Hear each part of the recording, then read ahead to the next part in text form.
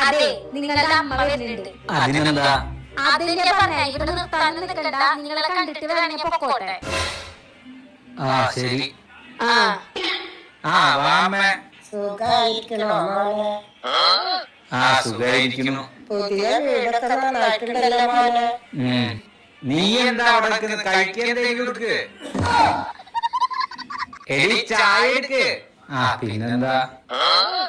എടി സമൂസ എടുത്തില്ലേ?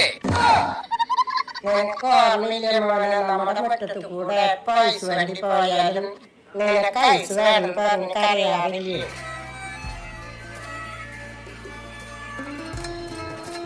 എന്നാ ഞാൻ പോട്ടെ മോനെ.